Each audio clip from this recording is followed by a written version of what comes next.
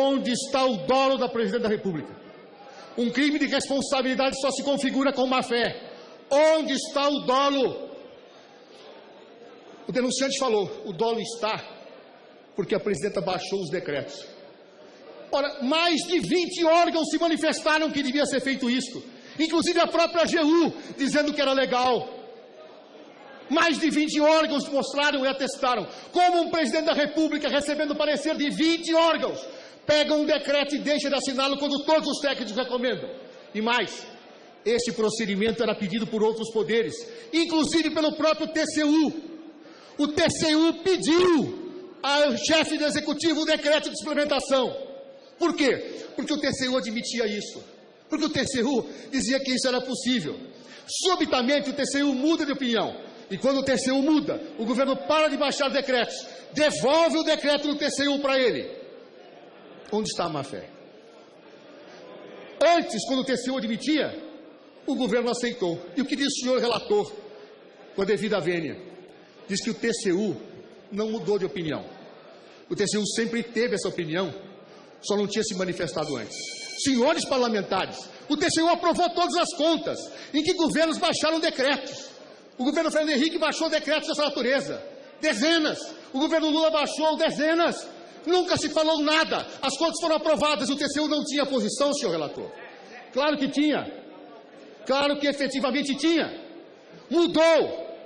É um direito. O governo respeitou a decisão do TCU depois da mudança. Imaginar que a Presidente da República agiu de má-fé, eu volto a citar um exemplo. Seria o mesmo que numa estrada houvesse uma placa, uma regra, dizendo que ninguém pode andar a mais de 80 km por hora. Se muda, e a partir de um certo dia passa a ser 60. E a autoridade vem e diz, os que andaram no ano passado, entre 60 e 80, serão multados. Onde existe isso no mundo? Aplicação de sanção retroativa. Quer dizer que se hoje se proíbe de fumar, eu puno quem fumou até ontem? É essa a regra, é isso que está se pretendendo, é isso que o relatório está colocando. Não há má-fé da senhora Presidenta da República, em hipótese nenhuma.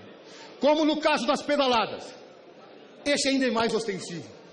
O Plano Safra implica em pagamento primeiro do Banco do Brasil e depois em repasse. Implica nisso, é na lógica. Isto foi feito. Mas vamos imaginar que houvesse ilegalidade. Imaginemos que haja.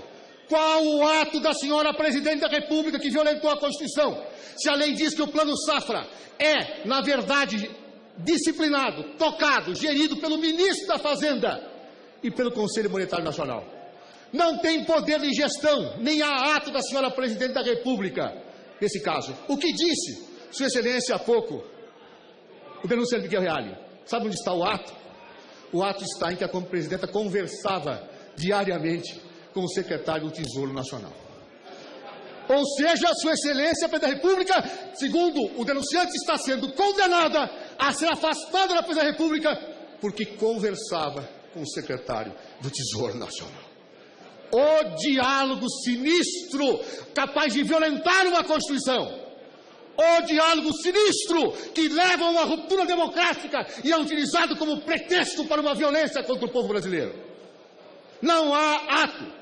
Não há, portanto, dolo da senhora Presidenta da República em relação àquilo que efetivamente ocorreu nas pedaladas.